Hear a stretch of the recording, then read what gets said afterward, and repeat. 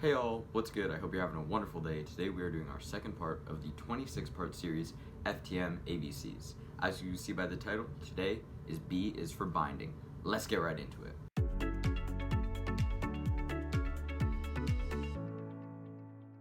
Okay, so pretty much any of you who are FTM or FTN have probably heard of binding, and for those of you who haven't, it's just the act of compressing your chest so you have a more masculine appearance. So I'm going to be talking about 3 different options for binding today. The first one is going to be using a proper binder. The second one is going to be using something similar to trans tape. And the third is going to be what you do if you aren't out or you can't access these kind of things. So the first one is a proper binder. So there are 2 different styles of binders that I've run into regularly. There's this kind, which is kind of, the shorter one, more similar to a sports bra. And then there's this one, which is the full length tank. So the 2 brands that really sell binders in the community that are high quality are GC2B and Underworks. I've linked both their shops in the description down below so that you can access them if you choose to go buy one. So with binding, there are a couple rules and things you should think about. First of all, when you're ordering a binder, please, for the love of God, measure yourself, figure out what size you are, and order that size. Do not size down. If you're in between sizes, size up, okay? While a lot of people tend to try and size down because they think, oh, if it's smaller, I'll get a better compression. These things are designed by trans people who understand that you want to be as compressed as possible. And if you size down, you're just risking your ribs. They're making sure it compresses you to the best you can at your size. If you size down, you're going to injure your lungs, you're going to injure your ribs, your muscles, you're going to hurt yourself, okay?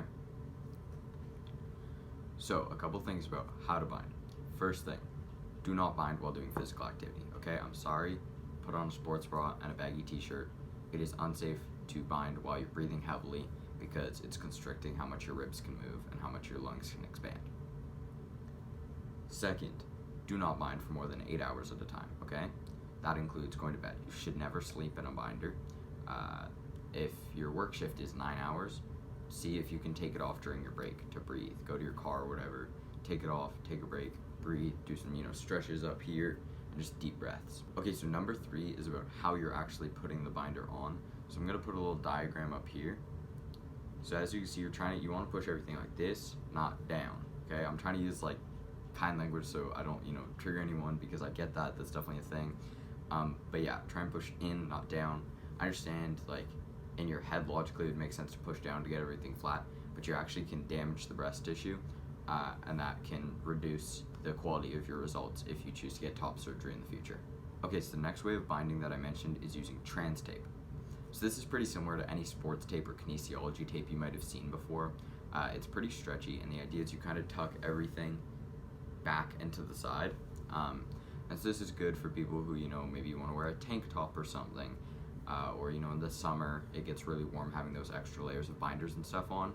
And those of you living an active lifestyle, this is also great for you because you don't have to take it off after 8 hours. You can leave this on for 3-4 days at a time. You can shower with it, swim with it, whatever you want. And so trans tape is a really great option for a lot of folks. The one thing that I have been told a couple times is that the bigger chested you are, the harder trans tape is to use because you need more of it. It doesn't work as well. It comes off easier. So unfortunately, anyone with big chests are going to struggle with finding a binding option that works for them because some binders won't compress enough, trans tape might not work for you, so on and so forth. So trans tape can be a little bit pricey, especially the shipping if you don't live in the US. So a good alternative to that is looking for other kinesiology and sports tapes. So for instance, one brand of tape is KT tape. Now I personally use this for sports, like injuries and stuff, but it would probably work great for binding your chest as well. And so that is definitely an option you can look into. And so I've linked a couple cheap options as well as the actual trans tape website in the description. So you can go check those out if that's something you wanted to buy.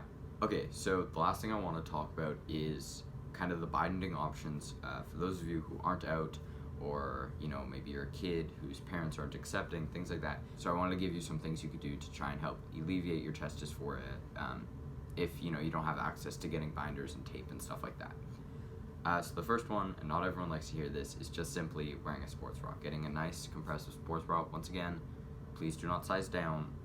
Get it in your size.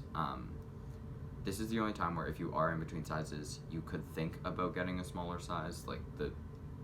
if you're in between a small and a medium, you could think about getting a small, but please just be really careful. If you are a medium, buy a medium. So one thing I have heard come up on a couple different trans subreddits, and personally I don't have experience with binding that much. I've used it a little bit, but don't take my word for this, but I have heard something some people do is put a sports bra on and then put a second one that's a size bigger on backwards, and that can kind of help flatten everything.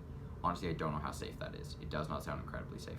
But with that technique, please, once again, make sure you're taking it off every once in a while to let yourself breathe. Don't sleep like that. It's just unsafe. And yeah, so, anytime you're doing any of these, like, alternative binding methods, you want to follow that same safe protocol that you would be with a regular binder.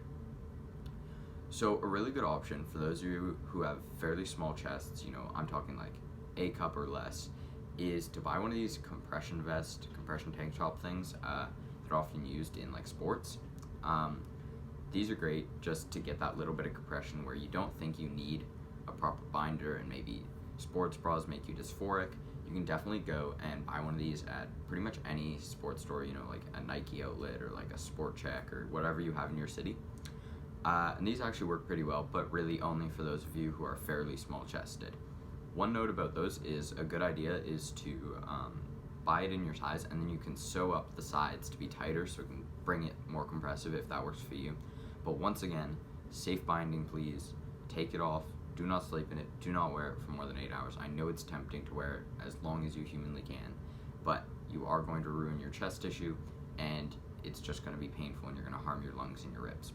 Okay, so the last option I want to share with you today is, once again, not something everyone wants to hear, but wearing baggy clothes can definitely help. So I know me and a gazillion other trans guys have worn hoodies all through the summer just to hide your chest. If that's something you want to do, go for it. One thing that I found helped is just buying shirts that are a size too big on me, and that's looser. You can keep it away from your chest. A lot of you probably have seen, the jokes online about trans guys always pulling their shirts forward.